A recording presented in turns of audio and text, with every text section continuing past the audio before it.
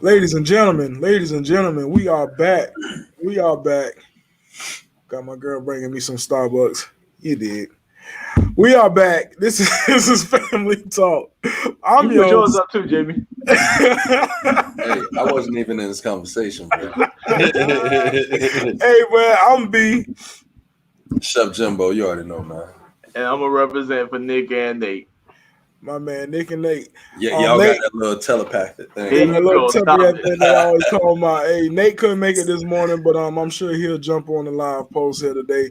Hey man, we coming to y'all with some serious conversation today. Of the events of what happened this past week and some other events with the Dante Wright and y'all help me fellas. I'm gonna catch on the blank a little bit. The Dante Wright, the arrest in Cali that happened in 2019 with the guy taking out the trash and The which one of lieutenant. them? And the Army lieutenant. All right, and then we got our favorite forum, the open forum that we're gonna get at y'all with some more topics. We just want y'all to come in and speak on this barbecue, speak on the subjects that's running through everybody's minds. Gonna probably be a little bit serious today, but I'm excited. We got some special guests, not special guests. I'm sorry. We got some family members that's rolling through with us today. That's gonna give us some insight. So y'all be prepared for that. Hey, What? I think Facebook playing with us, man. Like I just got a notification that we live, and we've been live for a minute and 45 seconds. That's a problem. No, it's a delay. Hey man, we'll be right back with y'all.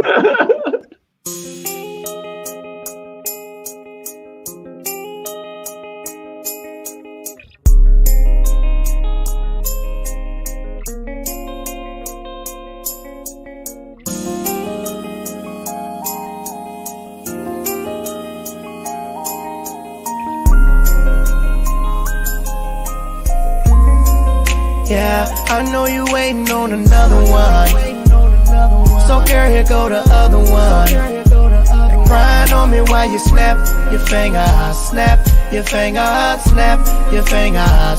I know you waiting on a special song, so you and your nigga can get it on. And crying on him while you snap your fingers, snap your fingers, snap your fingers, yeah.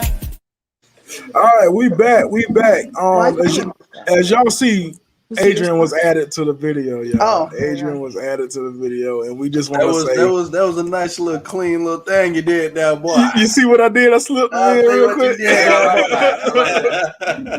Hey, Adrian, man, we miss you today. Adrian got some stuff going on today, but we miss you today, homie. He said he'll jump in the comments as well. But we got some family members in the house, y'all. We got some family members in the house, and we're gonna let the family members speak up and let us know what's going on today. Let's start with my brother in the middle, Mike Stokes. What's good? Mike Stokes. Stokes. Hey, how y'all doing? I appreciate y'all having me, man. I was just like, man, listen, I love the podcast. I watched it a couple times, and I'm like, yo, I want to talk with the peoples, man. And we talk about some good stuff, so I wanted to hop in, man. You know, this your boy Mike Stokes, aka Mr. Jody Skywalker, your favorite Facebook comedian, you know. Yes, sir. We appreciate Mike being here. He hit me up last week. It's like, man, what do I got to do to be a part of this? And I'm like, brother, you come on anytime you want to. So we got you. We appreciate you being on, my man. I appreciate y'all having me anytime. Long time relationships going on here on the podcast today. We go all the way back to Manatee High School. So we also got some special family members coming on today, man. We got the Parkers on today. The Parkers are in the house. In the house. Dante, what's good? Dante, we're gonna let you introduce the somebody special. We're gonna let you introduce your special there, brother. Yes, sir. Yeah, man. We appreciate you guys letting us jump on this thing, man, and give our perspective. But yeah, we have my beautiful wife Josephine in the building. Good morning. Good morning. I'm on a delay, so. It's all good. It's all good, brother. Yes, thank you guys. Yes, we absolutely appreciate you joining us today. So let's jump right into it. Let's hit on this sex change in jail thing real quick. Man, so I don't know if our listeners have heard or gotten wind of this, but in California there was a sex change with one of their prisoners, and I think the dude name was James. I think his name is Jessica now. And his name was Jason Michael Hand. Jason, okay, my bad. And he switched it to Jessica Hand. Jessica Hand. So I want to get you guys' perspective on, not even perspective, just your thoughts. Your thoughts about the sex change in Cali. Let me get his little brief history real quick though. Yes, sir. All right. So you have Jessica Michael Hand changed his name to, Jason Michael Hand changed his name to Jessica Hand. This brother, I'm gonna call him a brother because he's a male. No matter what kind of change he got, his name is. So I'm calling him Jason tonight. So call him Jason. Absolutely. He murdered his infant son and toddler daughter, with an accomplice, which is his wife, and her name was Christy Lynn Wirtz. Yeah. He got a death sentence. She got a life sentence, and they put both of them into containers, both of the kids into containers, buried them 1,500 miles apart from each other. Yeah. Yes. They both are in California in prison, and this is so crazy to me, man. So after he got the sex change, they moved him into the same prison that his wife is in.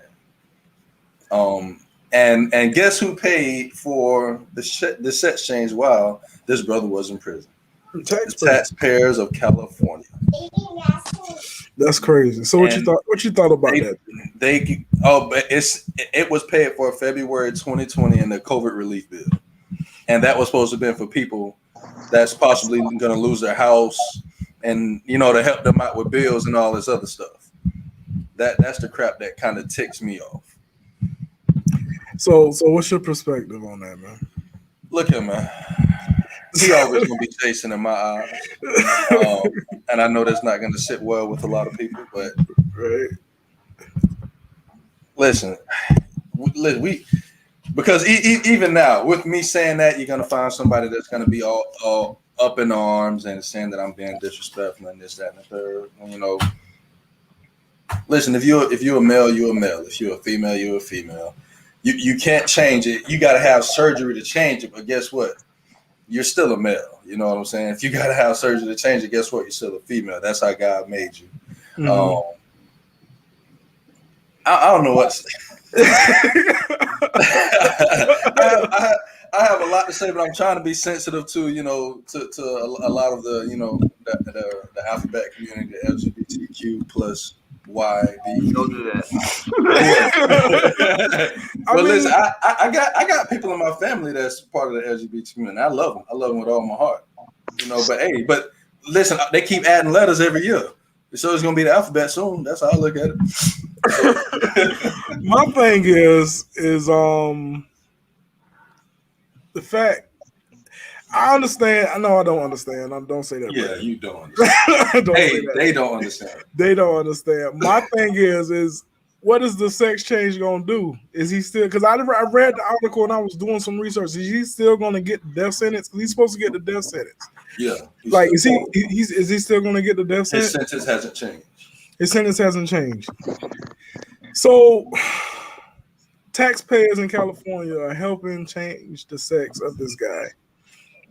And if that's the things that they do, that's the things that they do. But like Jimmy said, man, you still a dude. I don't get it.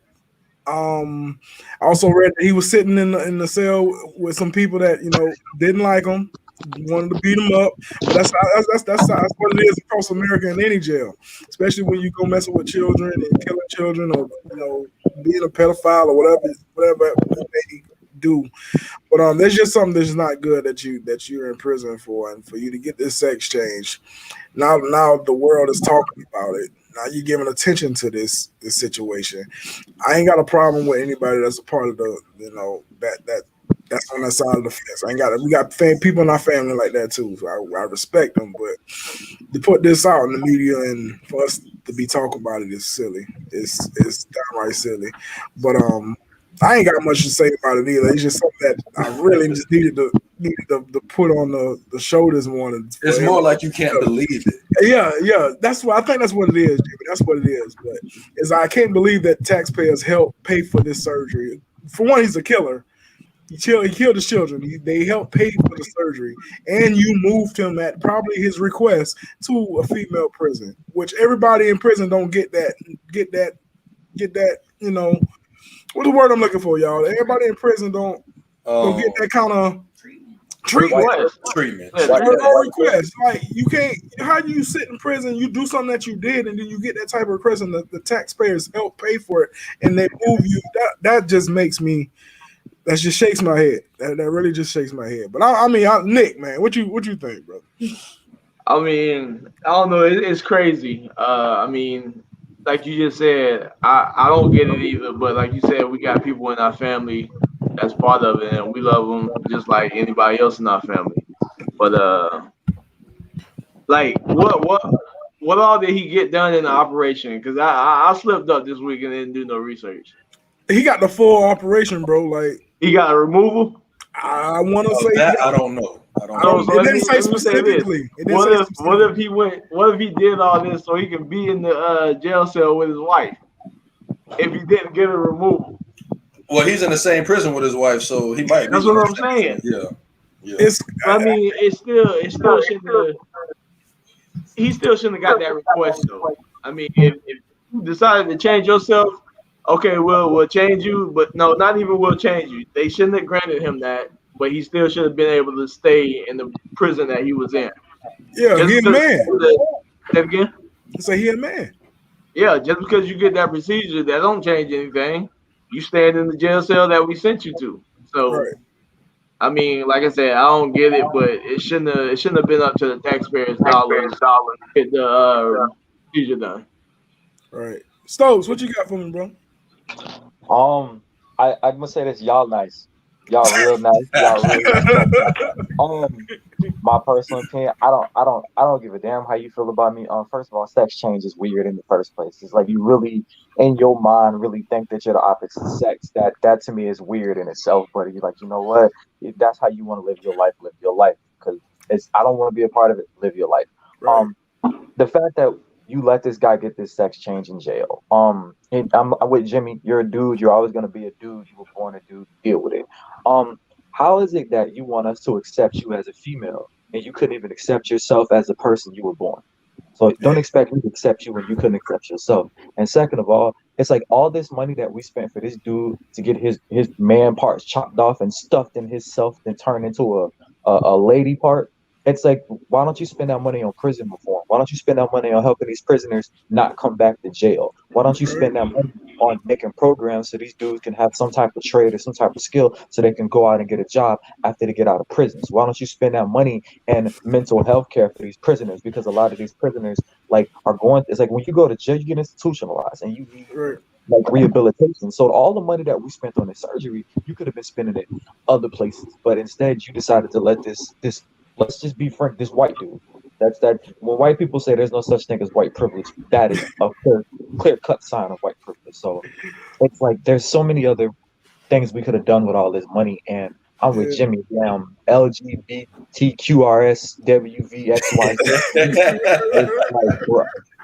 It's like, bruh. The biggest thing.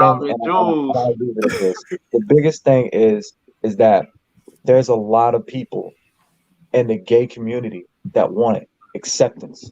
And so for anybody in the gay community, understand me when I tell you this, and I mean it from the bottom of my heart. You do not get acceptance, okay? All you have is respect. I gotta respect you enough to keep my mouth closed if I don't like what you got going on in your life, but I don't have to accept the damn thing. And once the entire world, especially the LG alphabet boys, understand that, people only have to respect you and not accept you, then I think the world would be a better place and they'll stop complaining and crying. But that was unnecessary and a waste of taxpayers' money. Period. Yep. Mrs. Parker, let us in on what you thinking, sweetheart. Hello. Hello.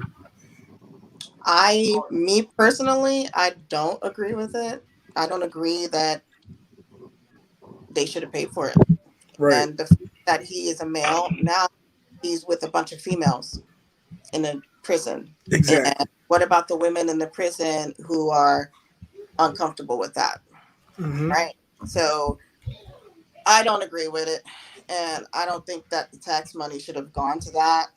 But it just seems like now they're not really caring. It's when it's like, oh, when it's time to get a sex change, or it's oh, I'm a woman, or if I say I'm a man or whatever, I'm so accepted. Like it's just, it baffles me. I don't know. I think it's ridiculous. I got you. I think we all agreeing with that this morning. Yeah. Dante.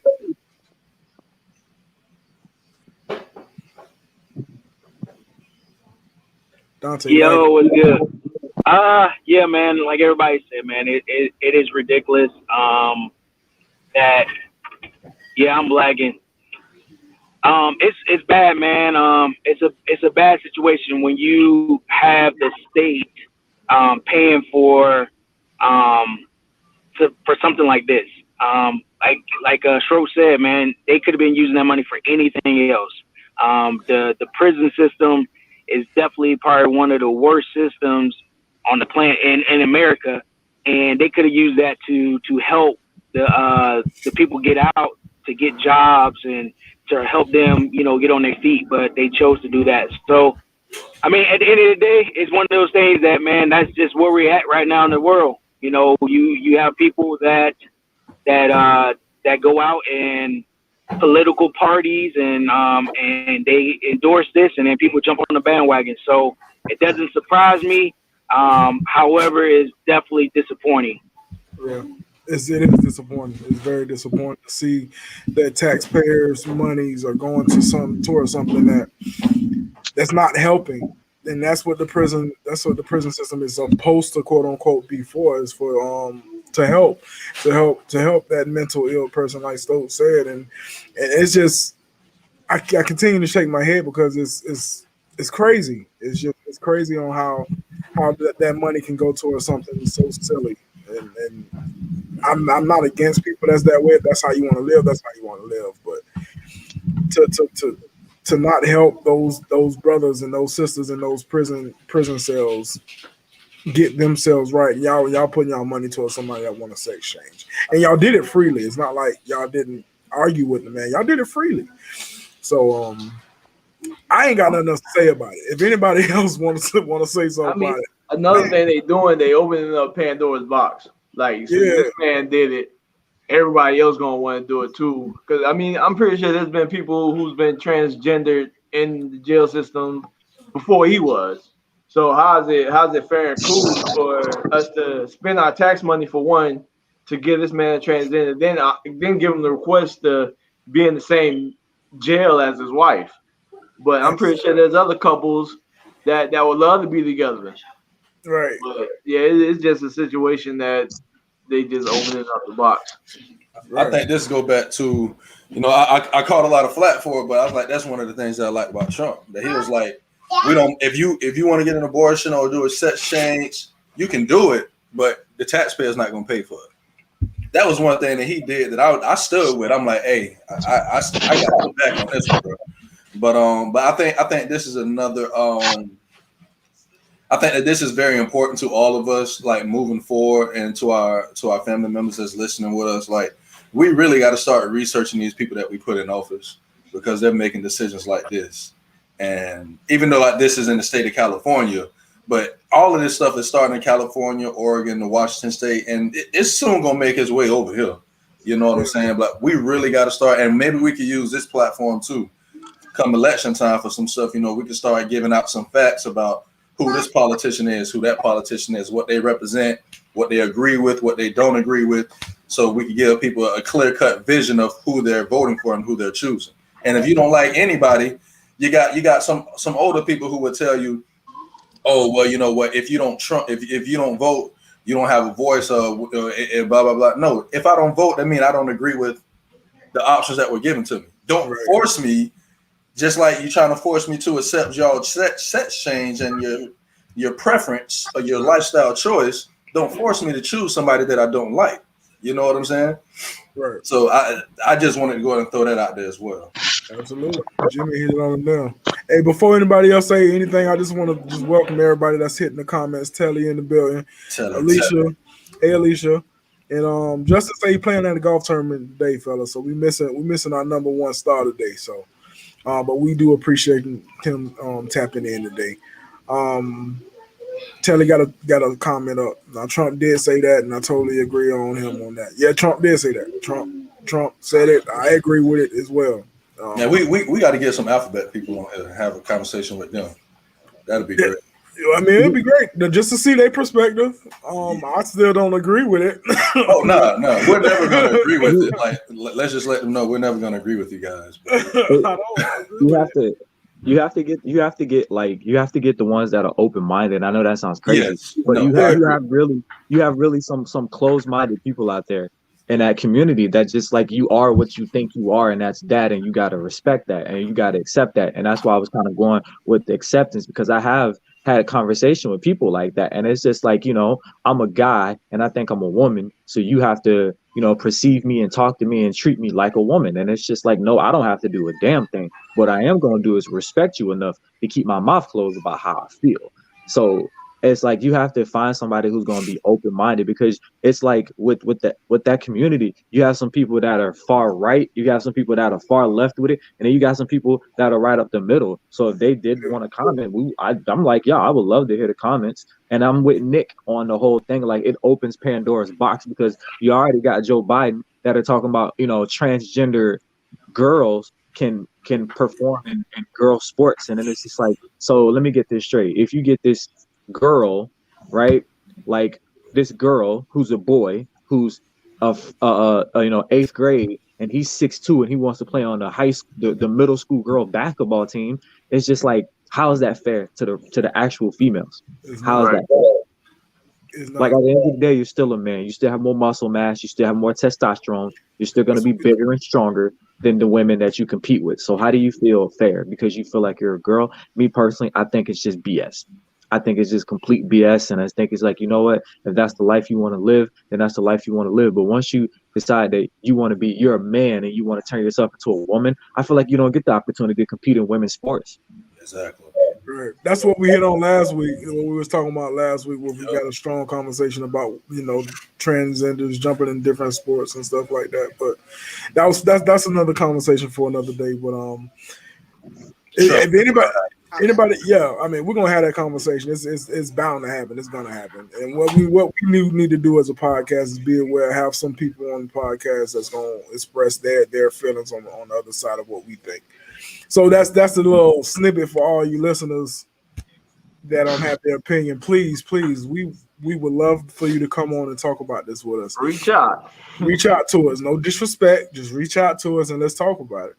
But if nobody else got anything else, Joe got something. Oh, I'm sorry. Go ahead. That's okay. Because if we know for sure that he got the sex change in jail, I know, and I've heard of people who were sick and needed surgery or needed a kidney or whatever, and they didn't do that for them. They let them die. Right. So to me, that adds another problem to it. So now what about all the people who are sick and they need treatment?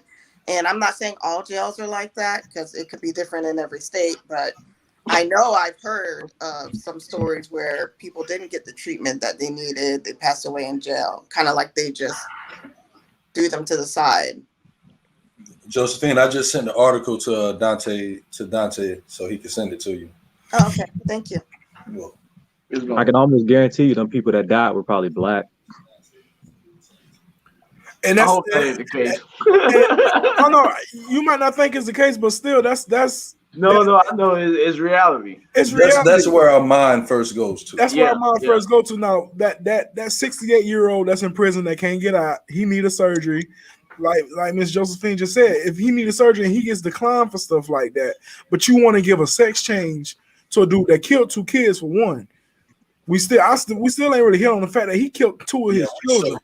Yeah. You know what I'm saying? And then our taxpayer money or whatever California's taxpayer money is going to a surgery that, okay, that dude wasn't sick. You know what I'm saying? He didn't have coronavirus. He ain't got cancer. He ain't got elements of diabetes messing with him, as far as we know. You know what I'm saying? But you're going to give him a surgery, and it's hard for us to get surgeries for anybody that actually need it, or get any type of service for that matter, for anybody that needs it. You know what I'm saying? That's crazy. That's a big fact that she just brought up that we didn't even say nothing about. That's a huge fact. So, it kind of got me a little bit pissed. I need to stop. I need to stop. Drink some of that Starbucks that you got. I got you, brother. I got you, brother. But let's move on. About to say something. Oh, Stokes. Oh, I was just about to let y'all finish, but I was just about to say, I'm agreeing with Miss Josephine. It's just like, it's like y'all don't give other surgery. But you know what they always have money for? They always got money. They always got money for AIDS medicine. It's just like y'all always got money for that. Y'all always got AIDS test kit and AIDS medicine and stuff. And all I'm saying is, ain't it like a predominantly majority of people of color, and you always got money for AIDS medicine? And I'm just like, that look kind of iffy. So you got money for AIDS medicine, and you got money for people to get sex changes, but you ain't got money for mental health. Right. And I'm like, this dude killed his 2 kids. I understand he would have been like, I want a sex change. It don't matter because we about to fry your ass anyway. Don't even matter. Pretty much. Don't you worry Pretty about much. Hey, my dog ain't beat around the bush, boy. Hey, you can be whatever you want to be when you get to hell, big dog. Hey, with that being, I know y'all. Let me just say this real quick. Yeah, go ahead. The thing that came to mind, I was like, I think our government reminds me of I know Dante went to college, Nick. I don't know about everybody else, but you ever been in college and you got those friends that's always broke, but they always find money for alcohol and weed? Hey, that's not even college. That's real life. That's real life. Yeah. People do that in real life. They ain't never got no money, but you always smoking and drinking something on Friday. And just go to what Stokes said. Our government don't got money, but they get find money for this and find money for that. Right. Now the huge points, fellas and sister. But let's move on because I really want to jump on everybody's opinion. On Dante Wright. As we all know, and as we all have seen in the news and the media and social media, a young man, 20-year-old man, got shot by a female officer who thought her gun was a taser. I'm gonna say my opinion about it last, but I want to get everybody else's opinion about that situation. And the floor is open. Whoever want to start that. I'll start. I think that's complete BS. She got to do a better job at That's BS. There ain't no more to say. That's BS. And me being a gun guy, I have probably about 6 or 7 handguns, 2 shotguns, couple rifles, and I can tell you right now, don't name one of my guns look, feel, smell, anything like a taser. Even my smallest gun, you can always tell the difference between a taser. And then even in the heat of the moment, it's just like, lady, you in the heat of the moment, and you're trying to restrain this dude from getting back in his car, and you accidentally grab your taser. I mean, you accidentally grab your pistol. And it's funny because I take shooting classes, and they tell us, like, if you were going to have a taser on your shooting belt, you always put your taser on your non-dominant side. So because I'm right-handed, my taser is going to go on my left hand. Because when you're in fight or flight mode, you're going to use your dominant side. You know what I'm saying? If I'm got to pull my gun out, I'm using my right hand because that's my hand. So for the fact that you somehow or another reached over, you know what I'm saying, with your dominant hand and pulled out your pistol, you can't tell me that's an accident. You can't tell me that's an accident. And then it's like, if you got so caught up and emotional with the situation, then you shouldn't be a cop. You shouldn't have been a cop for the 26 or 28 years, right? And I just think that's BS. And then I was talking to one of my homegirls at work, and she made a very valid point. That whereas it's like, she finds it funny how Derek Chavez and all these other officers get to take, paid leave, and it takes forever to get them to get charged. But this lady, right, got charged this week with second manslaughter, second degree manslaughter. Yeah, and she was like, "How is it that when a woman messes up, they fry, they get convicted, they get charged very fast?" And it sounds to me is that these men don't want these women in the police force, and every time a woman messes up, they're gonna make an example out of her. The only thing worse if she would have been a black woman, they would have hung that woman from the string. So that's BS. That's just complete BS. There's no excuse for it. You know what I'm saying? That's just BS, bro. That's like, I walked into the refrigerator and I thought the Kool-Aid was water.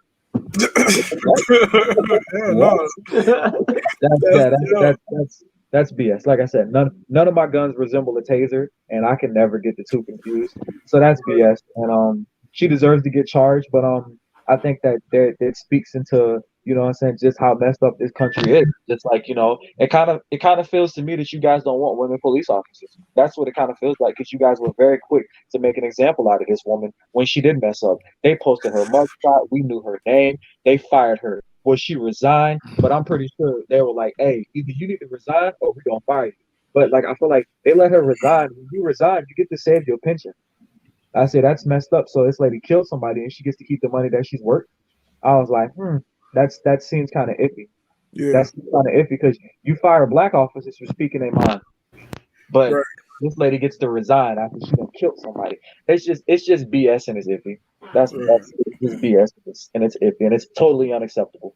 Right. And that furthers the argument of like why we need to reconstruct these police departments, because we just can't have that happen. You can't kill somebody and be like, "Oops." You know what I'm saying? Right. That's like, you kill somebody and said, "Oops." Nick, if we play basketball at the court and you go up for a layup and I foul you hard and you crack your dome and you die, guess what, brother? I'm going to jail. Yeah. No. Right. I'm going to jail. No matter how much the accident is, I'm going to jail. I have to pay for that because I was involved in something that took a life, and this lady was. It's like these police officers take lives, and they're accidents, and nothing comes of it. So, but that incident, that's BS. That's unacceptable, and she needs to get charged. And I don't know. That's all I got for that one. That's just unacceptable. All right. Hey, but before we move on, I just want to say we got another family member that just joined the cast. I am so happy to say that my uncle, me and Nick's uncle, Uncle Tony, has jumped on with us. Uncle Tony, how you doing this morning, man? What's up, y'all? How y'all, man? We doing good. You hear me? So happy. Yeah, we hear you. We hear you. But we so glad the barbecue, isn't he everybody's uncle? Yeah, everybody uncle. He everybody uncle. I'm just saying. Why you gotta say me and Nick's uncle? Like, hey, what's up with something like that. I would say my age would kind of clarify that. You know what I'm saying? My age would kind of clarify that one. I feel you. But we talking about this Daunte Wright situation with the police officer killing the young man thinking that the gun was a taser. What's your thoughts on that, man? Bullshit. I got you. I'm just saying. I got you. I'm saying you don't know the difference between a taser and a gun. Right. How could you not know the difference between a taser and a gun? Unless you was high, you popping pills, or you drunk or something. I'm with you. But I mean, that right there, like that. Yeah, that's just basic law tactics. They know they're gonna have to go to court. They got to throw that one in the air. Mm-hmm. She knows she panicked, and then you could see that the racism energy is within her, man, because nobody's going to act like that, man. Right. Unless that energy is already in you somewhere. Right. Like that's not enough to do to just pops out of nowhere. Right. Come on. Absolutely. Would you step to your own child like that? Right. If an officer was stepping to your child, you would want them to step to your child like they nephew, or that it's their own child, right? Right. Come on, you don't even step to nobody like that. It's a child, and then on the other note, they step into grown folks like that too. Right. You can't justify that from no angle, man. I mean, technically, they're a gang, so they got to defend themselves. Right. That's my position on. Got you. Nick, what's up, man? Let me go next. I gotta take my dogs out real soon. Yeah, what's up? So I got a dude that I work with. He used to be a police on the police department for 7 years, and so he said the same thing Stokes said. You know, you put your gun on your right hand side, to your dominant hand, and you put the taser on the opposite side. And he said it's crazy. Like when you go to reach for your gun, like you just felt scared for whatever reason. And it's crazy. You've been on the force for like 26 years, I think. So with 26 years on your belt, you telling me that you ain't know the difference between one, I think she in her 40s, your left side and your right side. And I can't speak to, the adrenaline at the moment, but for her doing it for 26 years, I would think she would have her adrenaline in check to a certain extent, and her mindset with my gun is on my right side and my taser is on the left. So I think it was just a stupid situation. And another dude, he commented on a post that I posted up, and he told me the dude shouldn't have resisted arrest, and I totally agree with him. They shouldn't resist, and they should listen to every direct comment that a cop gives them. So I give them I showed them another video where it was a white guy. I mean, we probably all seen it. A white guy, he got pulled over, and the white guy put his hand on his gun, and the officer seen it, and they drawn their guns as they were supposed to, but nobody got shot. I saw This that. man closed the door, and he drove off, and he told the officers what he was gonna do, and he did everything he said he was gonna do. He drove off with his hand on his gun, but yet this guy tries to, resist arrest, and he gets shot for it or tased. I saw that video last night. Yeah, it's crazy. It's crazy. And The Miss comparison Josephine, what you got? is incredible. Right. I was sitting there thinking. Oh, no problem.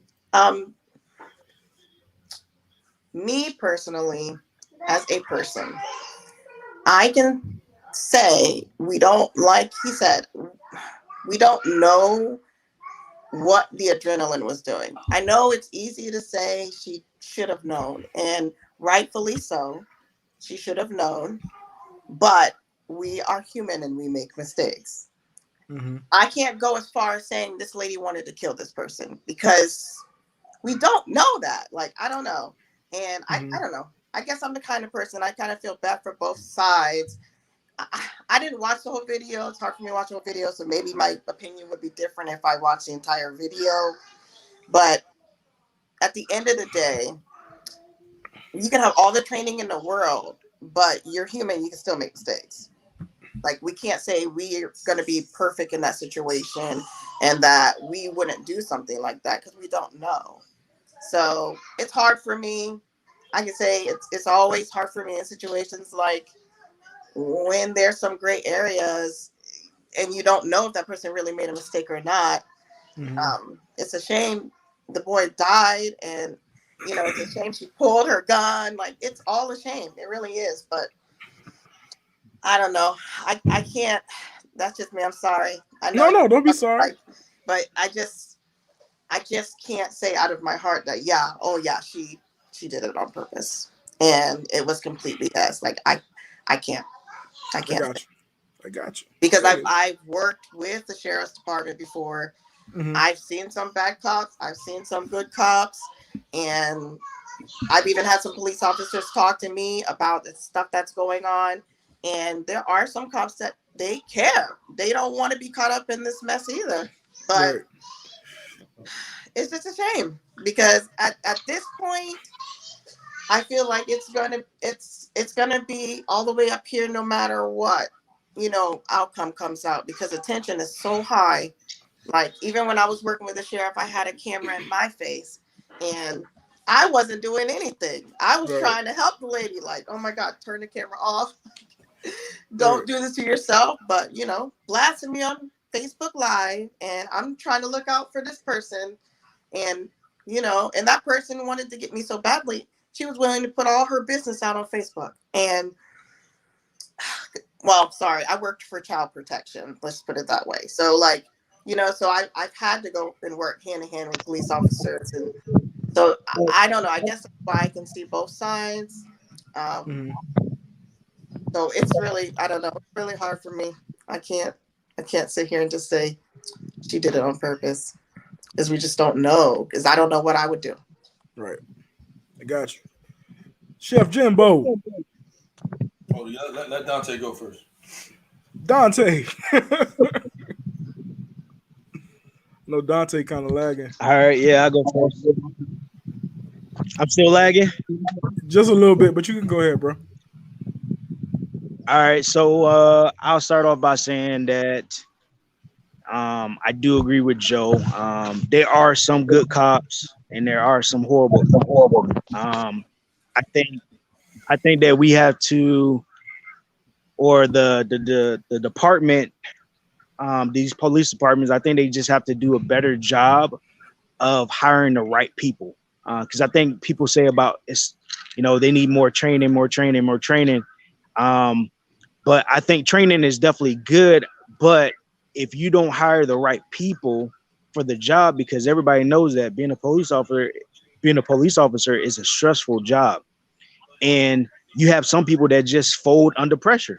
I mean, if you look at it from a sports perspective, you have some quarterbacks, when they get under pressure, Tebow, they rise to the occasion. And you have some people, Tim Couch, they get the pressure on them and they fold.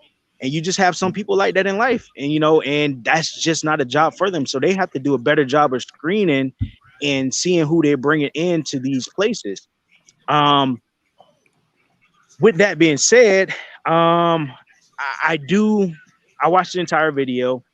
I wish that he wouldn't have tried to jump back in the car, because us being black, we already know what time it is. You making sudden movements and the police on you, you already know they're going to think the worst. And so I'm looking at the video like, dang, you shouldn't have jumped back in the car. Like, what were you trying to accomplish? Like, where were you think you were going to go? Like, they got all your information. Like, you wasn't getting away. Like, you should have just went through the process and then, sorted through the rest. But then when it comes to her shooting him, at the end of the day, man, you got to know better and have to try to do better. And it's just sad, man, because it's just stuff like this that you see all the time. And then, if we didn't have this on video, what would they probably have said? Oh, he was doing this, he was doing that. So it just shows the bigger picture of things, because for a lot of time, for a long time, you have people or police officers that will fabricate, stories, to kind of get themselves off. And now you can't do that because you got video. And then even with the video, you got people that still be like, well, this and that. So it's just a sad situation, man.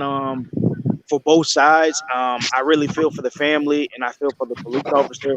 But at the end of the day, I definitely believe that she should be charged with something, that she can't just get off.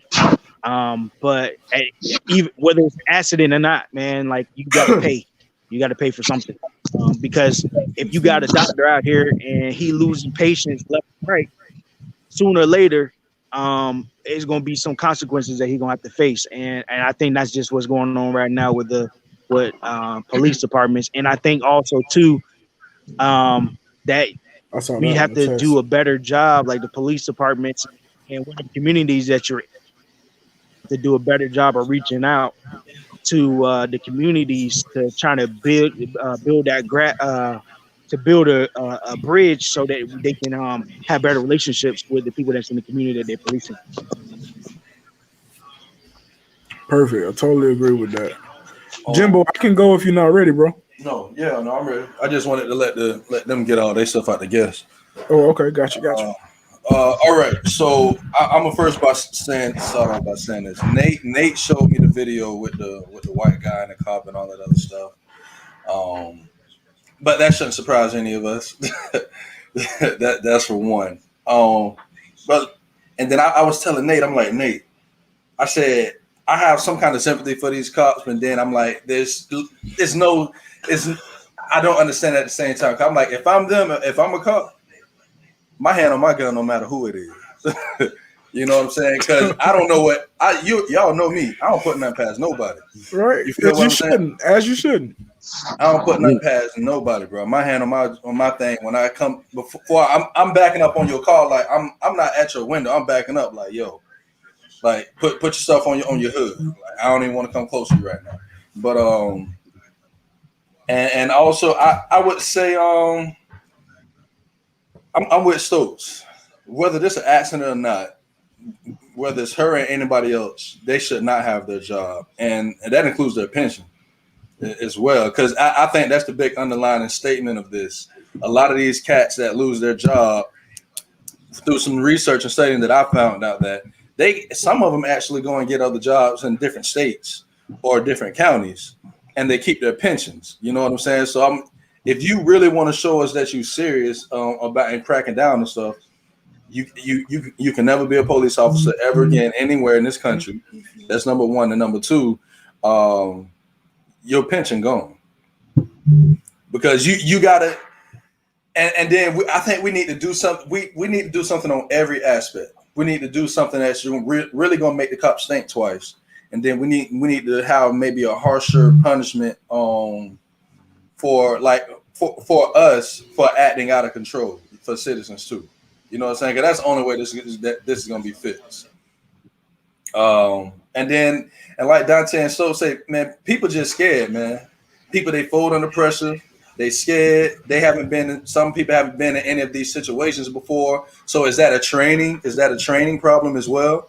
They haven't given a great simulation of them actually being under pressure and feeling like their life is in danger, even though it's not, because it's a training. Like you can look at this at a multitude of ways. You know what I'm saying? One of them, I just think there needs to be better training as well. And Joe, I'm with you. I did not watch the video.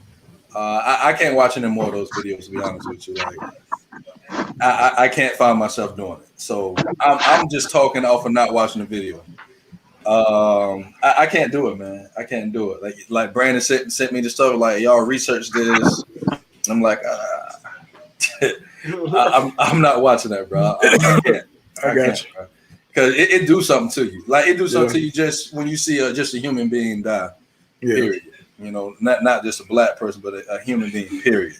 What else I gotta say? Oh yes, I want to say this too. This is another. This is a great situation for us to really, like. We need to sit down with our kids. We need to sit down with ourselves, and we need to try to push some of our kids and teaching them to want to be more than football and basketball players. You know, we need to have hopes and teach them to be a DA, to be a police chief.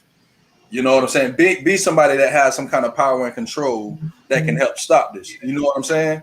Because I don't know how many of Mexicans or blacks that's in high positions, you know what I'm saying, in some of these states and counties that can actually make a difference, that can actually put some laws to and make a change. You know, you don't see many of us in Congress, you know, in the Senate and in the House. You don't see many of us there.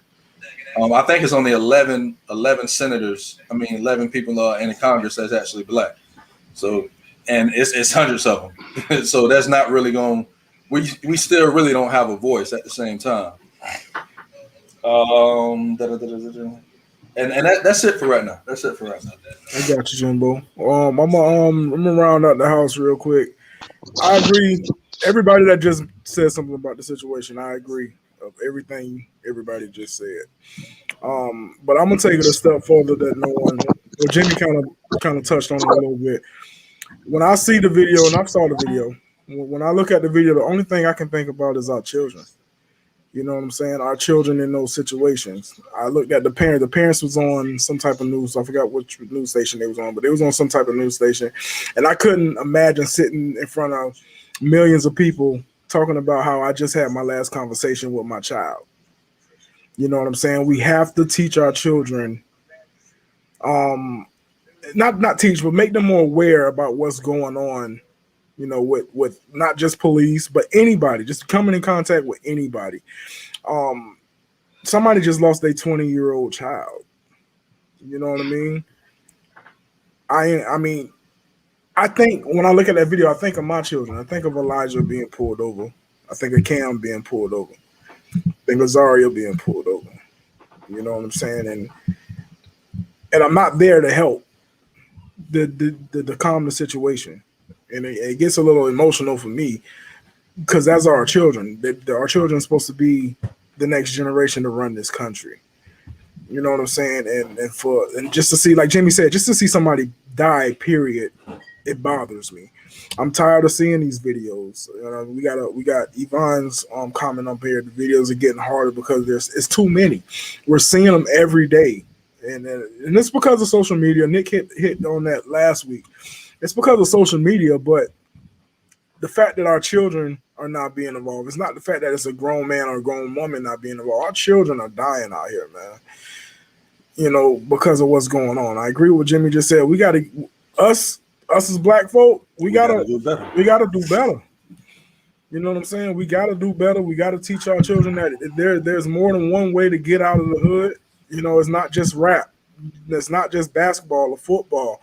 We gotta do better. We gotta stop letting everybody else write the narrative up on us. You know what I'm saying? And us as black folk, we gotta do better. We gotta take care of our own backyard as well.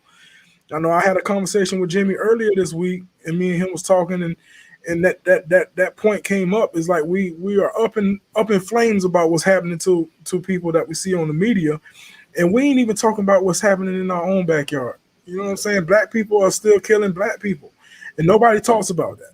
We talking about a white man killing a black man. Okay, we can talk about that, and I'm not trying to deviate from it. But my thing is, we need to start handling us. We need to stop killing us as well. And nobody's talking about that. And black people want to put ourselves on the pedestal like we ain't doing it. You know what I'm saying? We gotta help ourselves, man. And it gets emotional for me because I'm proud to be black. I'm proud to be black. I'm proud that my family is black. But at the same time, I'm tired of my family killing another family, or I'm tired of another family killing my family. I'm tired of that too. So we have to all be aware of what's going on, or what's happening within our own communities before we sit here and get outraged about a white person killing a black person. Now, is it wrong? I'm not saying it's not wrong. It is wrong. It is wrong. We're seeing too much of it, and it's not cool. You know what I'm saying? I'm proud of my race, and I don't want to see my race down at no point ever.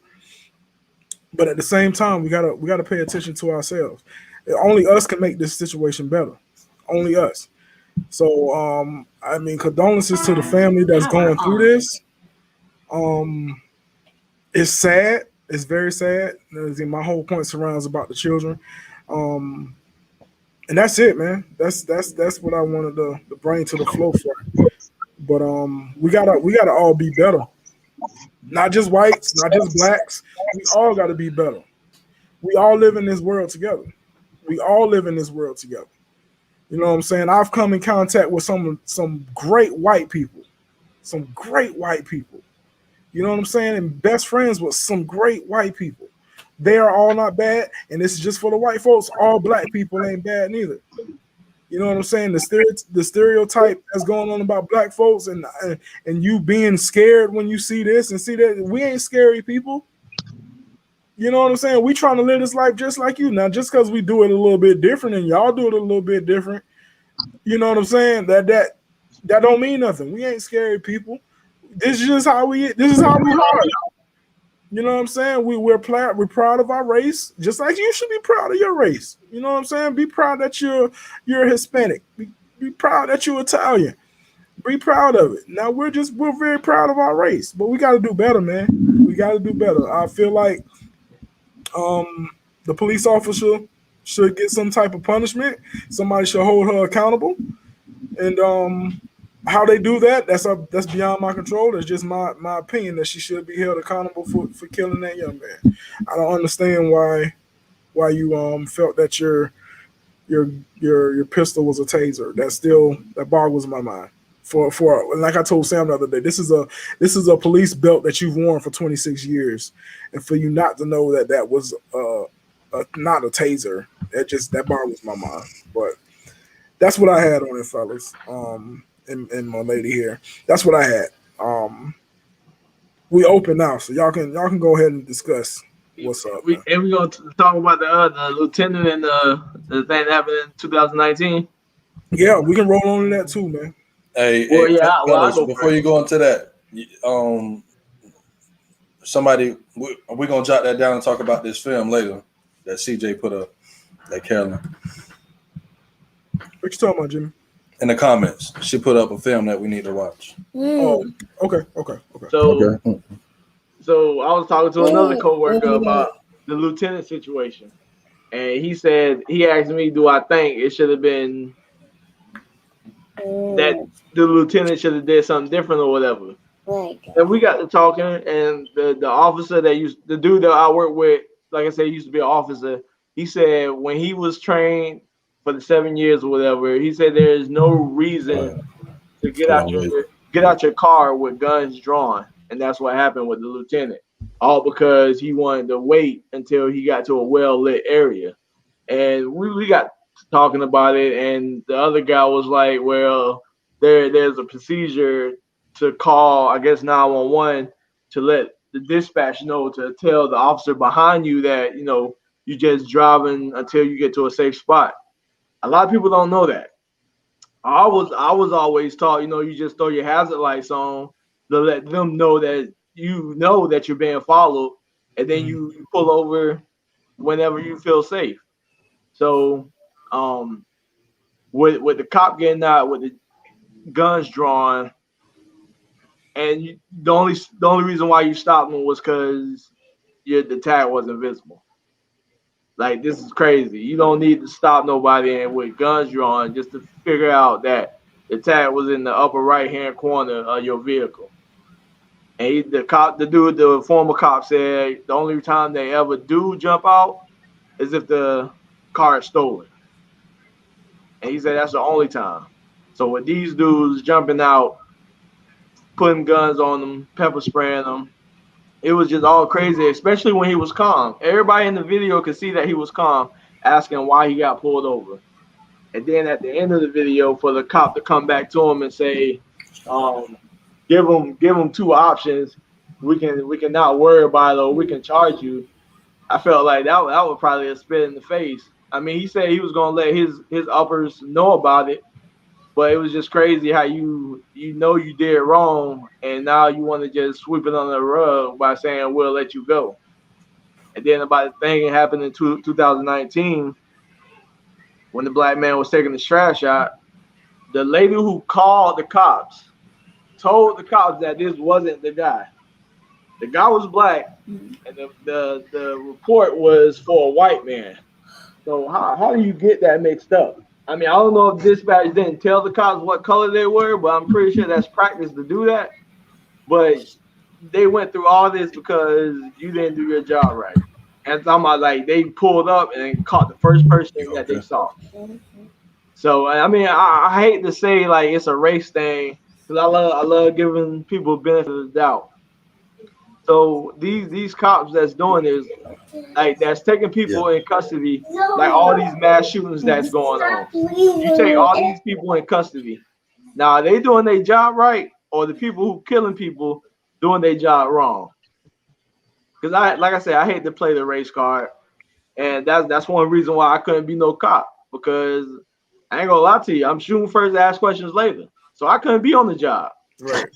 I'm just telling you the truth. Some people do not need to be on that job, and they know they're scared to do the job. So why would you put yourself in the situation where you can't do the job effectively? Right. That's what I got. So on that the Army and Lieutenant dude, that video was crazy as well. Because like Nick said, that dude was calm. He was trying to figure out what was going on. To look in your rearview mirror and to see that guns are drawn on you as you're pulled over, and I believe he had his hazard lights as well. To see yourself pulled over and have just guns are drawn, and he mentioned that in the video. It's like, how is he supposed to feel seeing guns drawn on him? What was he supposed to do? He said, and he told the officer, like, hey, good morning. Y'all hell not done. They wanted to say good morning. It's all good, but you got guns are drawn. Nephew. Here's the point. Yeah, school is real quick. Nephew, yes, check sir. this out. Yeah. Here's a point, nephew. What's up? What makes the police believe that they can conduct themselves in this manner? Period. That's the question. And that's the question for all of y'all on the panel. What makes them believe that they can conduct themselves like this? This is not nothing new, man. Right. This has been going on before all of us on the panel was even born. Right. That's the issue right there. You're right. What makes them believe they can conduct themselves like this? That's the question. Once you address that question, then you'll know what the problem is. And you're right. Yeah, you're right. Another thing that the dude what makes them think that they can treat people like this? The former officer said, you know, who gave really him that authority? Where's it coming from? I think lagging a little bit. Yeah. Where's that authority coming from? Who gives them the authority to act like this? Why hasn't it been addressed within over 50 days? No, that's true. That's true. Uptight, they don't know what's going on. They don't know that they're acting this. And it shows. It shows deeper than that. Yeah. The system is what the system allows you. If the system don't, it won't get done. When you go to a corner and cross the street, you can't jaywalk. The system teaches you can't jaywalk, nigga. You jaywalk, it's gonna be a problem. Just that simple. Yeah. Somebody got to be held accountable. They're not being held accountable, and that's coming from up top. Now look deeper into it.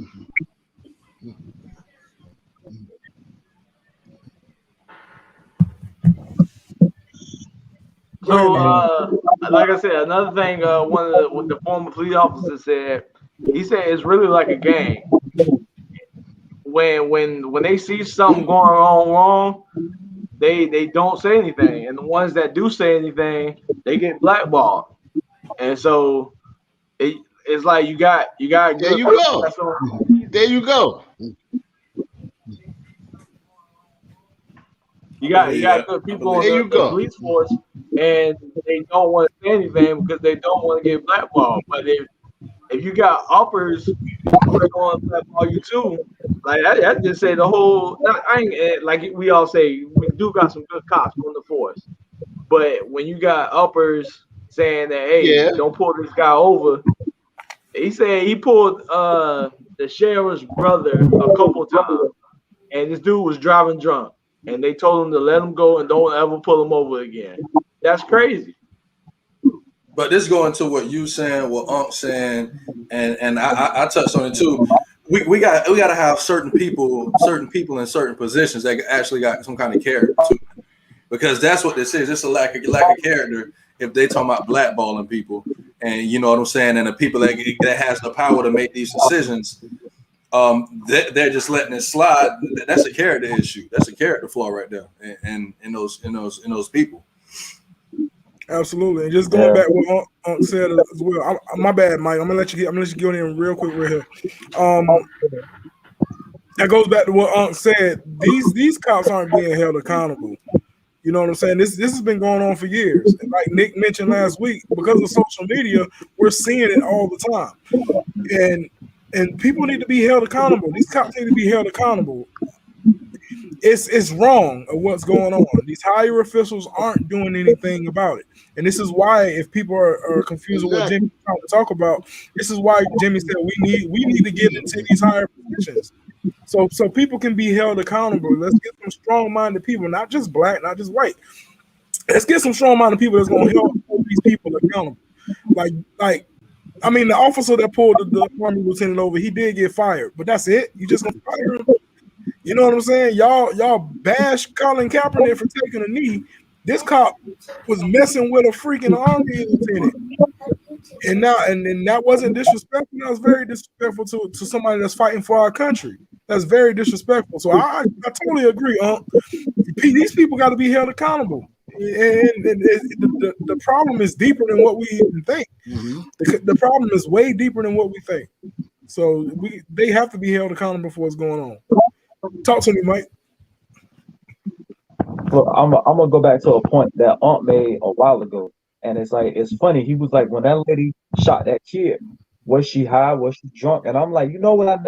I just noticed after he said that, they don't never drug test these officers. If we get hurt at work, we getting drug tested. So it's like, you know what? How about we do drug tests on these officers after they shoot people?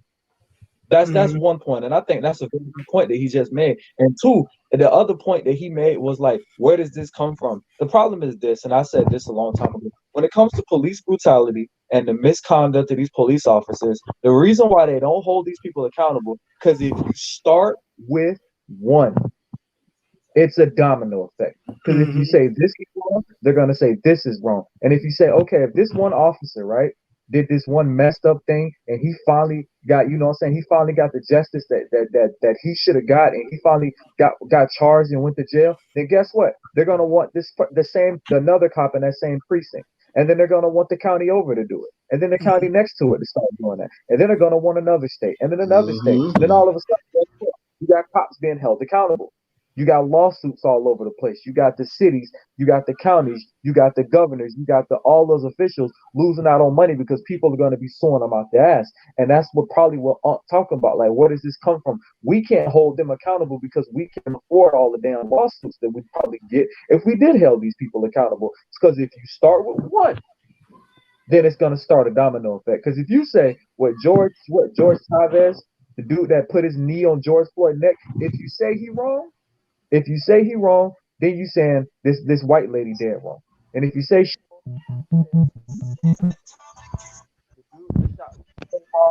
is wrong, and if you say he wrong, then you saying George Zimmerman wrong. And it's just a domino effect. That's all it is. It's just like they don't want to start the process of holding cops accountable because they don't want to deal with the aftermath and the domino effect of what's going to happen. And that's exactly what Unc said. It's coming from higher ups. We can't afford that. And that's exactly where that's coming from. Absolutely. I think it's your turn, Miss Josephine, to go.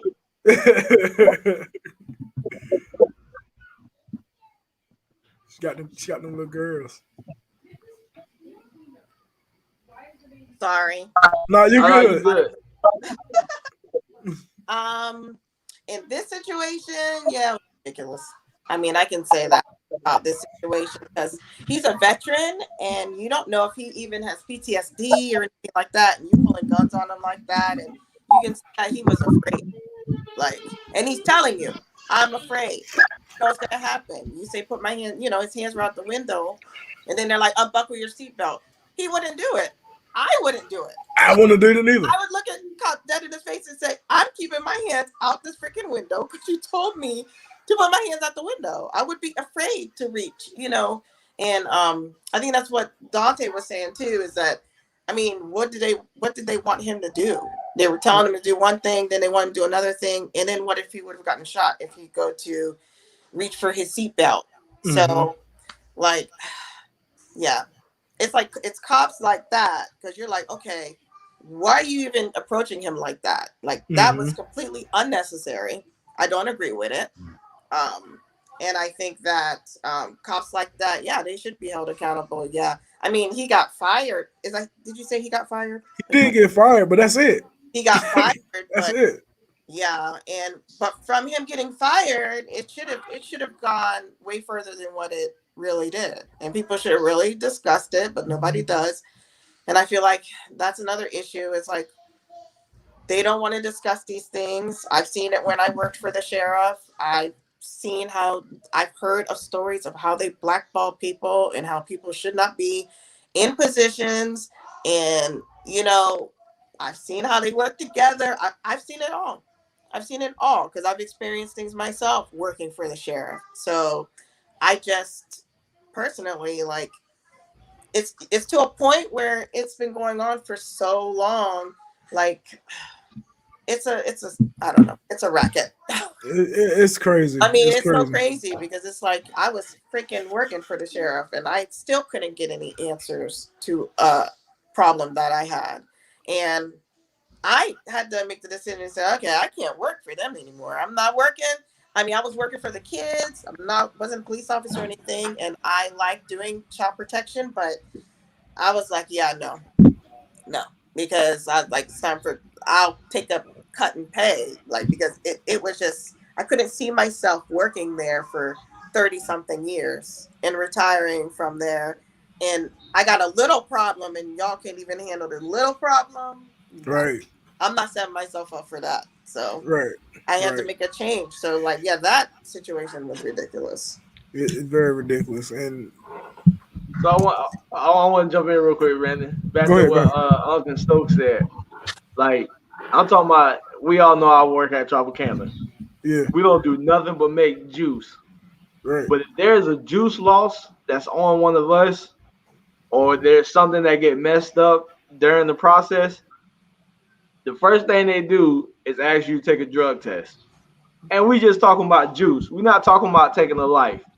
Right. So, like y'all said, why can't they put in procedures where if a gunshot is fired or somebody is hit or somebody is killed, then you have to take a drug test to make sure it was a good shoot, I guess they would say.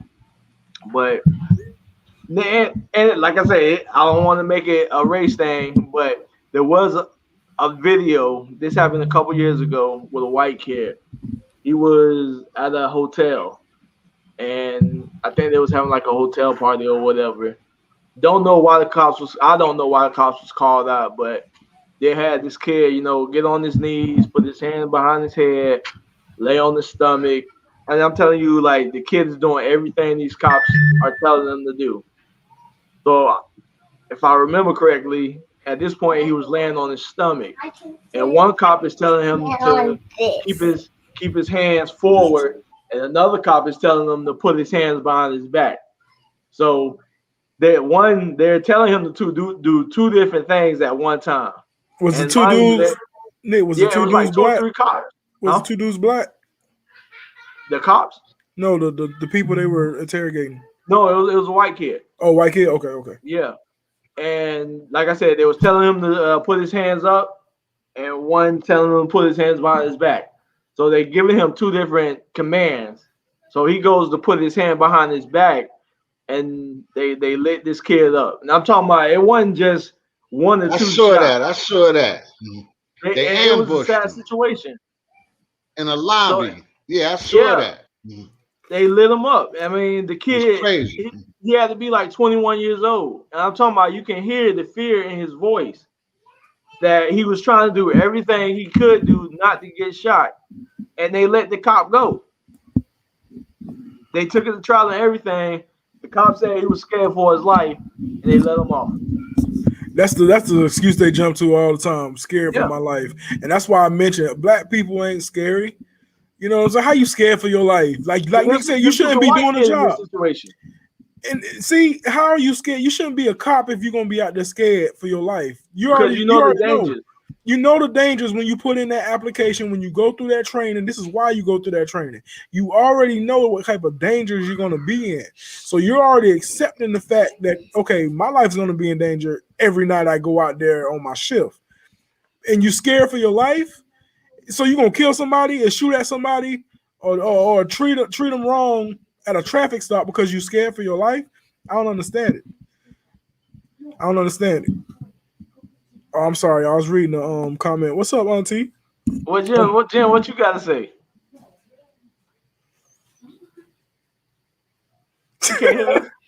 Jimmy, you can't hear? I can't hear you, Jimmy. Jimmy, we can't hear you. Nah, I put myself in. I'm doing like 3 different things right now. I don't know, bro. Lamar, what's good? I don't know, man. I don't know. It comes to that point, don't it, Jimmy, where you be like, you don't know. It's so many stuff that's going on. It comes to that point where you like, I don't know. What can we say anymore? You know what I'm saying? What can we say? Hey, put Auntie Kim comment up. All right. And she right about that. Doesn't mean you can't do the job. The thing is, you have to be able to think in the fear. That's true. That's so much true. You got to be able to think in fear, and this is what you're signing up for.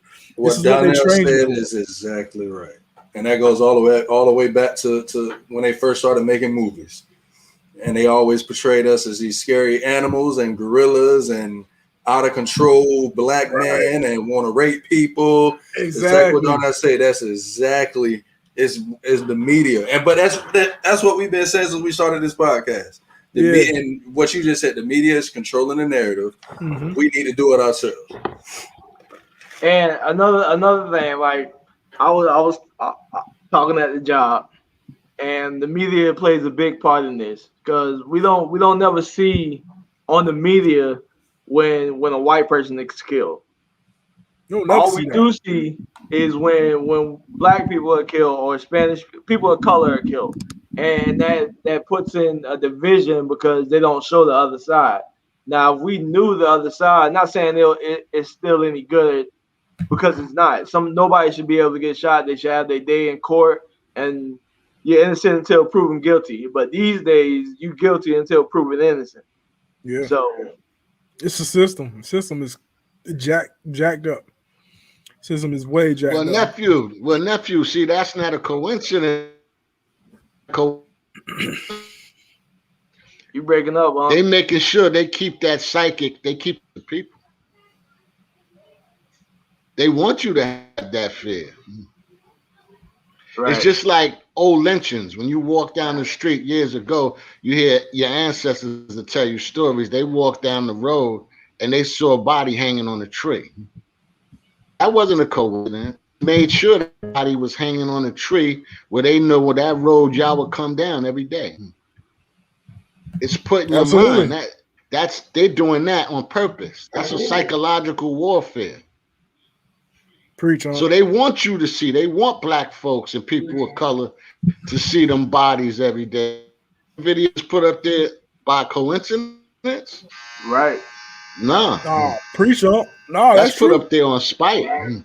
You know what I mean? And also, the reason why they not showing the white folks as much is because they don't want the white folks to have that level of fear of the police, and then they don't want them to join with black folks in protesting against it. They keeping the division going on. Right. The division is also something that they keep going on. They divide and they y'all won't join together and go against the situation. So now they got you divided. They're doing what they do. None of this is by coincidence, man. None of it is by coincidence. You think it's a coincidence that the cops walk every time they murder somebody? Right. Come on, man. You mean to tell me every time these cops murder somebody, they always walking? They on camera. Since this cell phone thing has came into existence over the last 30 years, they're constantly on camera killing people, whether it's white or black, and they still walk. That's not a.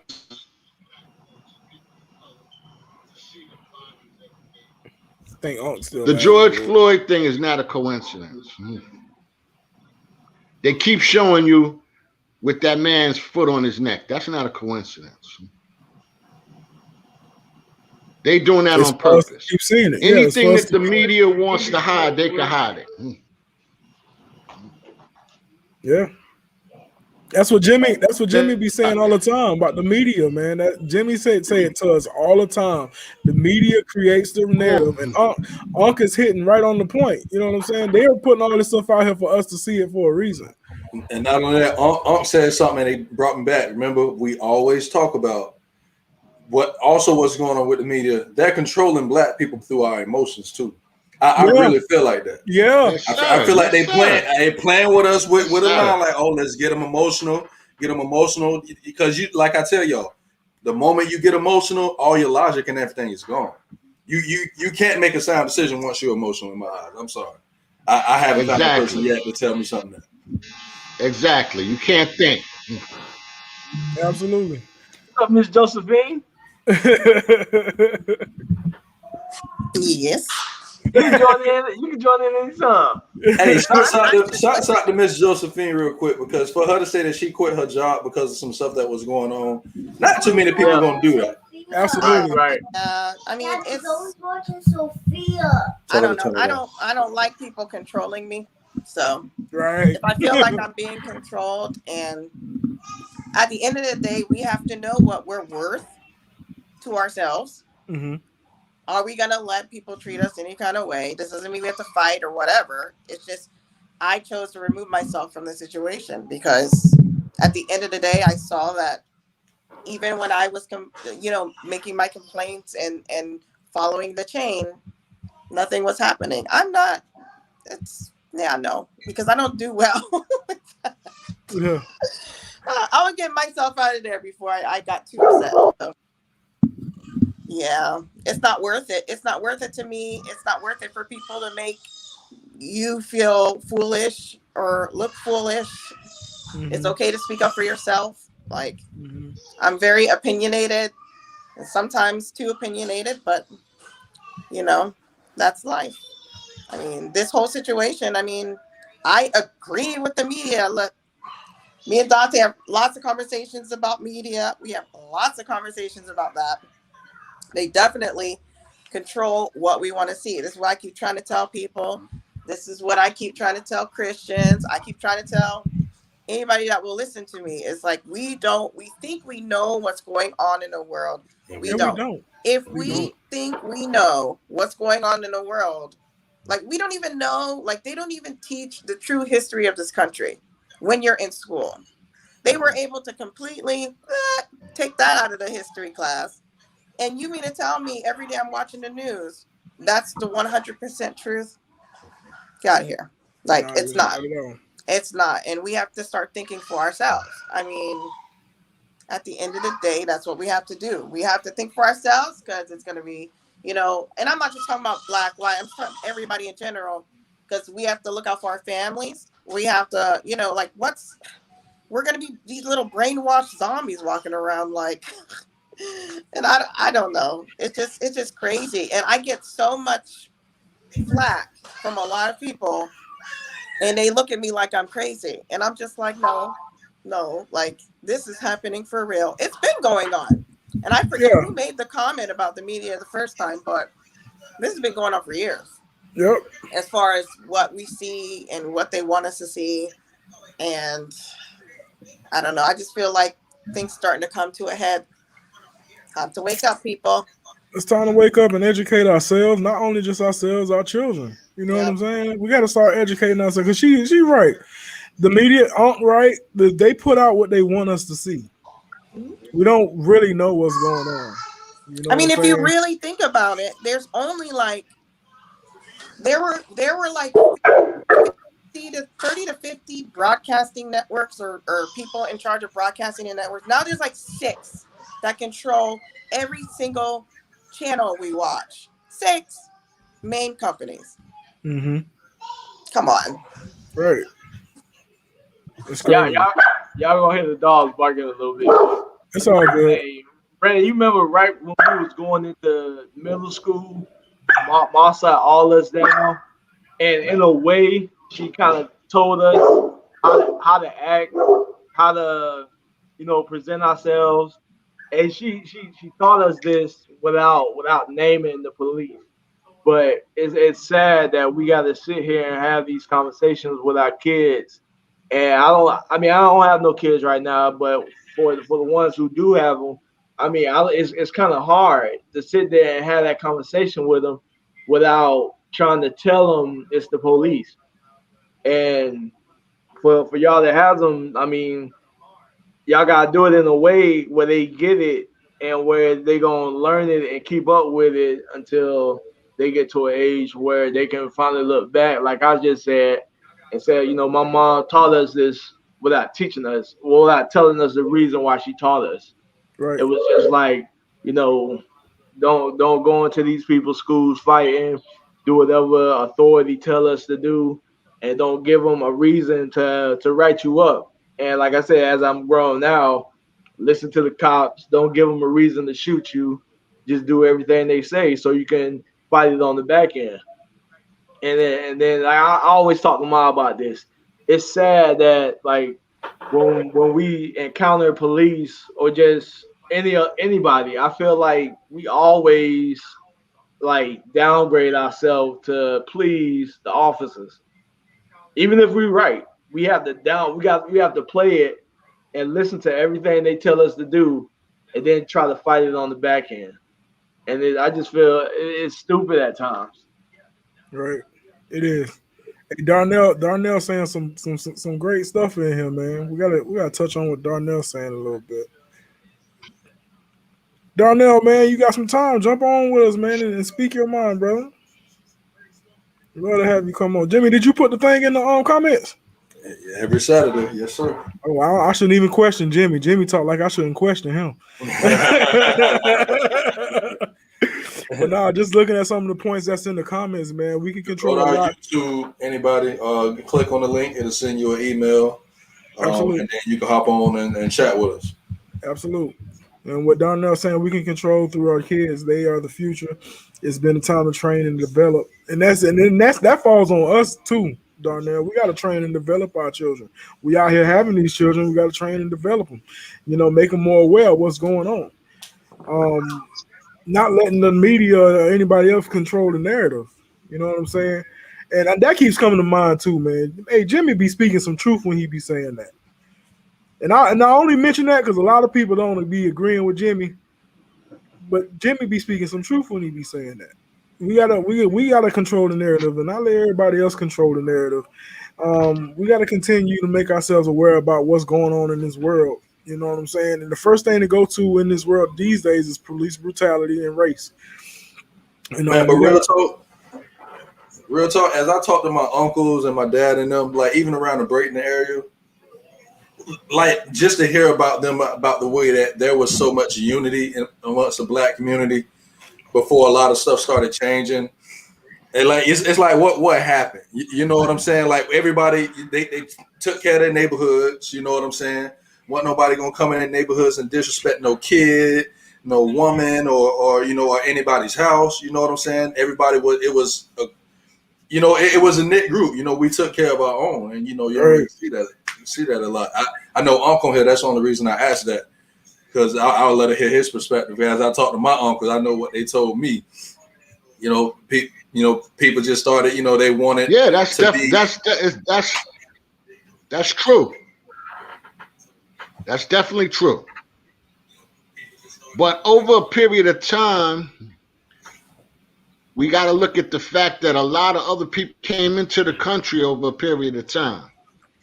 And Kobe and just other forms of institutions, religion, a lot of things have divided the people in America. Mm-hmm. See, remember what your uncles and them are talking about was a lot of European, first wave of Europeans, and it was basically a lot of Afro-Americans, descendants of slaves here.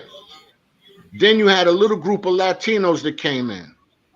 And the first group that came in was really the Puerto Ricans. So the communities was a little different. Like he said, your next door neighbor was quicker to say something to the child, and everybody was policing their own neighborhood. But think about it. Over the last, let's just say 50 years, 60 years, you know how many different ethnic groups and different levels of culture came into this country? Yeah. It's totally different. Yeah. Think about the last 50 years. Every other nation has came into this country.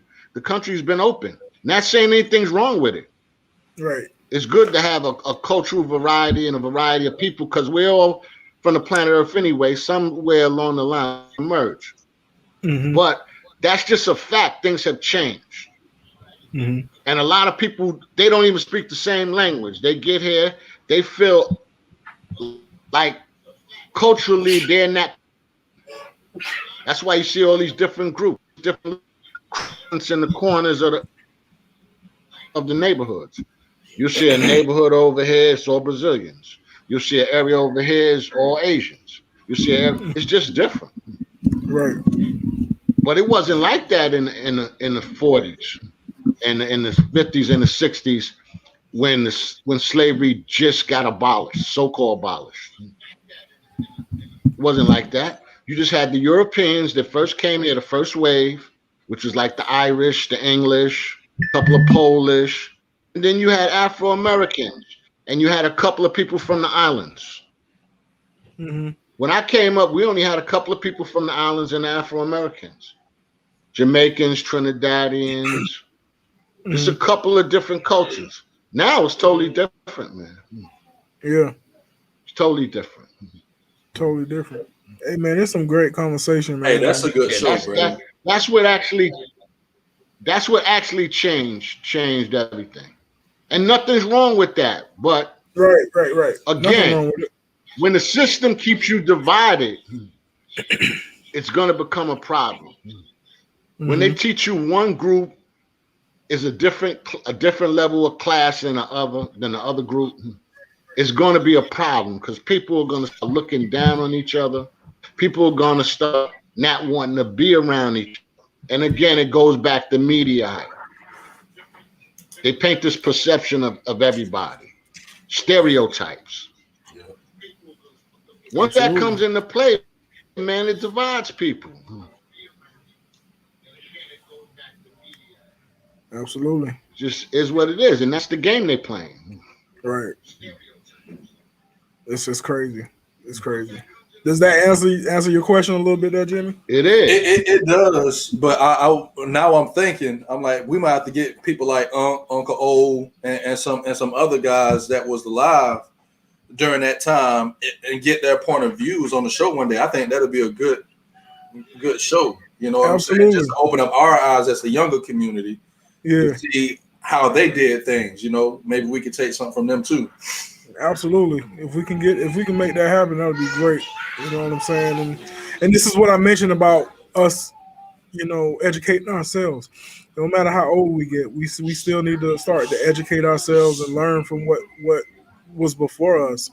You know, Unc spoke just a whole bunch of truth just then. I mean, just hearing that everything used to be collective and all together, and not to look at it today and it be just totally different. You know what I'm saying? So yeah, Jimmy, I totally agree with that. Bring our uncles on here and let them speak that wisdom a little bit to us real quick to help us be aware of what's going on as well, man. I love it. I love that. Oh, Miss Carolyn. I feel like back in the day, black people had to take care of one another. We had to have our own businesses and teach our own kids. That's exactly what Unc's saying. You know what I'm saying? Taking care of one another. You just don't see that these days. You know what I'm saying? Everybody out for themselves, which ain't nothing wrong with being out for yourself. You know what I'm saying? But we're not taking care of each other these days. And when we get back to the point where we can start taking care of each other, then we can see some change. You know what I'm saying? Of course, we take care of our own households, but we gotta take care of our next brother, our next sister. You know what I'm saying? So I totally agree with that. A lot of great content today, y'all. Yes, a lot of great content today. Anybody else got anything else to say about what's going on? I know we kind of mixed it up with everything, but anybody else got anything to add to what was going on, or anything we might have missed?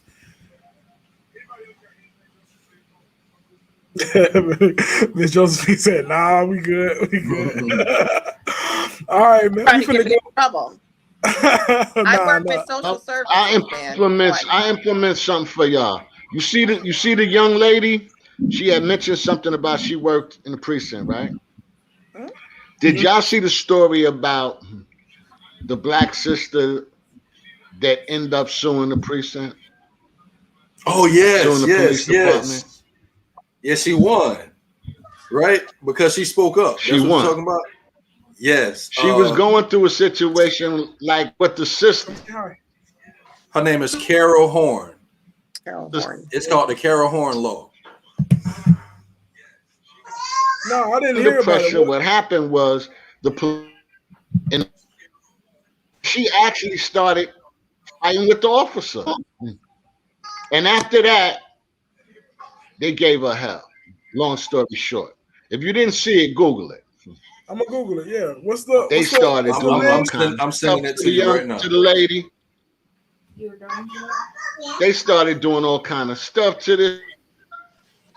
And luckily, she ran a good lawyer. And the lawyer told her, listen, we're not going to let this happen. And he was good at what he did. And to make a long story short, he took the case. And the lady won her pension back because they had took her pension from her. They started doing all kind of stuff to her, harassing her on the job. She said her last years there was a living hell. That's crazy. She was forced to, they fired her anyway. And they cut off her pension. But anyway, to make a long short, she won. That's what's up. I'm gonna take a look. I just got that, Jimmy. Happened. And they stopped. She was She the young stopped somebody sister from doing a up there. chokehold on somebody. That's beautiful. What you say, Jimmy? She stopped. All it started. I didn't hear long said it, but she stopped them from doing a chokehold on somebody. And I'm gonna check that that's out. what I was speaking on. That if a cop, this is what they're going to deal with. So from up high, this has to be taken care of. Otherwise, nothing's going to change. Mm-hmm. True. And when she stood up, all the officers flipped on her. Right. Biggest gang in America. Police officer. How many stories like this go on you don't hear about? Exactly. You don't hear about it. How many stories go on like this you never hear about? They're dealing with it every day. They're losing their jobs. They becoming security guards. They lose their pension, all that. It's real what goes on, man, in these police precincts, man, especially in these little towns and stuff like that. Yeah. Media don't get on it, it's a wrap. I'm telling you. And this is why we gotta. This is why we have to educate This ourselves. is why the on it. people are discussing. Right. Well, Sheldon It's been got all saying in we the must press and the media about the black lady. I mean, they didn't put it on mainstream media, but it's all on the internet. Yeah, it's there. It's just about what they show us. That's what we've been talking about. It's just about what they show us. Yeah, and that's what the young lady right there was mentioning. And this goes on all day. Yeah. It's crazy. I say they're the biggest gang in America. gang. They gang for real. They gang for real. Nah, our government the biggest gang, boy. They part of it. They part of it. It's them all in whole. They all working together. Like you said, I don't know what episode you said that, Jimmy, but you said they all working together. Oh yeah, they all. They all got their own agendas. You know what I'm saying? And like Sheldon just said, we gotta understand the underlying agenda. Separate the people, diminish their power, and that's what they're trying to do, diminishing our power. And that's what a lot of black people don't know. We have so much power, man. We got so much. It ain't just us. And that's true. It ain't just us. Everybody, we all as a community have so much power. White people included, Hispanics included. We have so much power, and we got everybody telling us we don't have power, and they're separating us from everything, saying we don't have power. We all have power. We all have the power to get this stuff changed, and it's about us not even doing it. It's about all races not being able to step up and do it, and we have to step up and do it. You know, I don't know how much relevance this has to this, but a couple months ago, so sometime last year, I was reading this article and it was talking about marriage, and it was saying how that in marriages, every argument and everything and disagreement is stemmed from someone just not understanding the other person's side. But I apply that to life. That's what's going on now. You know what I'm saying? You got people from other races and stuff. They don't whether they're racist or prejudiced, whatever the case is, they just don't understand the other person's side, and they don't never want to understand.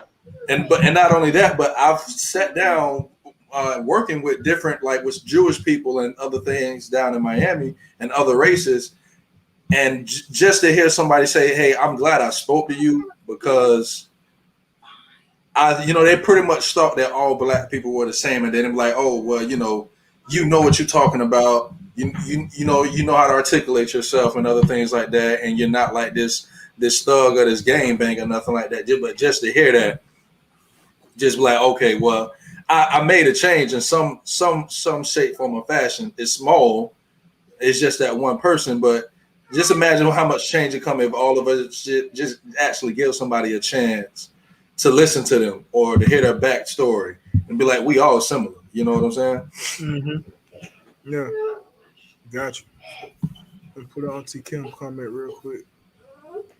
Black people problem always have been crab mentality. That's true. It's the mentality that we keep. That's absolutely true. Can't see one doing better. Black people can't understand black people's side. And that goes back to say, Auntie, about us handling what's happening in our own backyards. Us black people don't even understand us black people. Period. Man, to bring that up, y'all remember, at least me and Brandon can speak on it.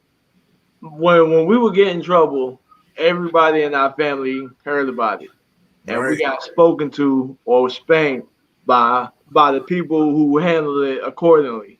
These days, people don't do that. You know what I mean? People always say, "Let me handle my child," but back in the day, it was a community. Everybody handled your child. But as people get older, they don't want to use those same values that was used on them. Right. And I put up Carolyn's comment, Nick, because that's exactly what you're talking about. It takes a village. It's just not one person raising a child. It takes a village. And that goes back to saying handling our own stuff in our own backyard. So that was cool you brought that up, Nick. Yeah, because when we got in trouble, it wasn't just our mama handling it. Nana heard it. Grandpa heard it. Daddy heard it. You know what I'm saying? Everybody heard about it. And that's just not what's happening in the world right now. Everybody don't know what's going on because everybody keeping stuff close knit. So I'm glad you brought that up. Glad you brought it up. Hey man, it's been awesome this morning, man. It's been awesome this morning. Hey, before we even go or talk about something else, I want to appreciate everybody that commented today on today's discussion, man. Just to name a few, we had Darnell run through, Miss Carolyn, Sheldon, Auntie Kim. I thought I saw Uncle Jason a couple times. He was up there. We had Lamar come through today, man. Y'all came through. I had a coworker, Madeline, jump on real quick. Absolutely. But it's all good. We appreciate the comments, man. We just trying to grow as a podcast, not only as a podcast, but trying to grow as a family. And we appreciate everybody commenting today, man. Y'all keep us up, man. Y'all the one running this podcast, not us. But if anybody else got any more tips, I just want to say one more thing before we wrap it up, man. I mean, we ain't talking about DMX, the past. That's the one thing I want to talk about, man. I just want to uplift the man DMX, the legend. It's a lot you can say about DMX. I watched Cradle to the Grave last night. This man was an underrated actor, dog. He was like an underrated actor. Nobody really gave him a lot of credit for his acting. He was an underrated actor. One of my favorite DMX songs is "Lord Give Me a Sign." I listened to that song like 10 times after he passed away, and just the influence he had on hip hop, and just not only hip hop but the culture. He had a huge influence on the culture. I don't know how you guys feel about him, but just want condolences to his family. He's one that's definitely gonna be missed in hip hop, and that's what I had to say about him. Anybody else got anything to say? I mean, it was crazy. One thing that I didn't know because we was still in like middle school or whatever, but his faith, he put it out there. You know what I mean? Mm-hmm. Like. I didn't watch the verse. They had the verses with him and Snoop Dogg. Yeah. And before the verses started, he bowed his head and he prayed. That was one thing DMX always did. I mean, he had some songs where he talked to God, and he had some songs where he talked to the devil. I want to go look at him and listen to him to get my perspective now on him. But I just he is missed. He's gonna be missed, and it's sad that we give it his flowers when he's dead. Right. But because I mean, you're hearing his music all over the place right now. Right. But things happen. It is what it is. As far as I know, from the outside, from a fan, he was an all right dude. Right. Anything else, y'all?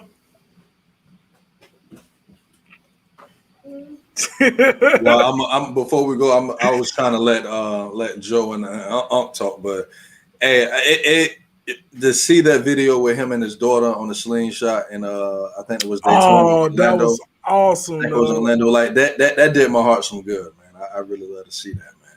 Yeah, I saw that video. That video was a heartfelt moment. I love seeing that very much. So hold on, I'm gonna play a little snippet that he said a while back.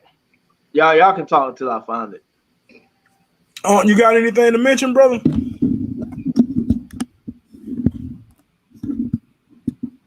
DMX basically was you and me and everybody on the panel. Everybody got a little yin and yang in them, man.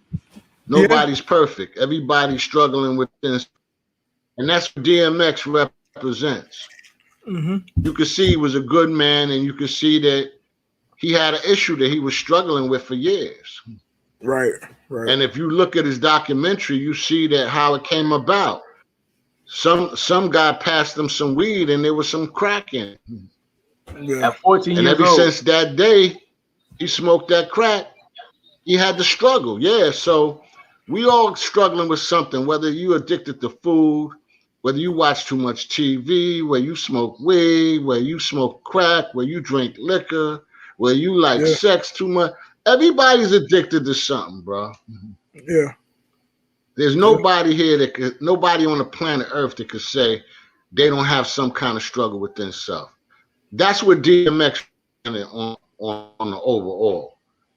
Every man and woman should be able to look at DMX and see themselves in him to a degree. I agree. If they're not stuck in class. You know what I mean? Yeah, absolutely. R.I.P. DMX, man. DMX is a good dude, man. Rest in peace. He's bro. one of the most honest ones that ever did it. Absolutely. Yep. So I found it. Let me know if y'all can hear this.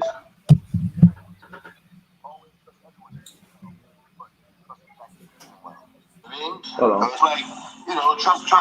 Y'all can hear that though? Yeah. All right. It's just the first 4 seconds of it. No, I couldn't hear that part. He said, always trust. Hold on. Always trust everyone to be themselves. Oh, I remember seeing that Trust video. the fact that you can see them well. Yeah, I love that line. I love that line. Trust everybody be themselves. I love that. I love that. And it's just RIP to DMX. Like you said, it's sad that we have to give him his roses and he not here to see what everybody's doing for him. It's sad, but give people their roses while they're here. Anything, Joe? Anything, Miss Joe? Yeah, condolences to his family. I'm actually surprised because I didn't know he prayed as much as he did. So it's nice to see that side of him. And that even like Unc said, everybody struggles with everything. Mm-hmm. You know, everybody has something. Nobody's perfect. But to me, it was nice to see him pray as much as he did. And you said it's sad we're giving roses now, but isn't that how it always is? That's how it always is. No one ever appreciates anyone when they're here. It's when they're gone. They're like, dang, I should have appreciated them more, you know? Absolutely. Yeah, condolences to his family. Yeah, but I mean, at the end of the day, I'm kind of glad he's not struggling with his addiction anymore because I didn't know that from 14 years old. what kind of life is that, you know? And Right. the thing was, like, it was somebody he looked up to, and this It's dude mental. that gave it to him was in his 30s. He looked Oh up to well, him that doesn't surprise me either. And Yeah. I as a will big not. brother. Yeah, that don't surprise me. I'm not gonna go into me working child protection. I've seen so much, so Yeah.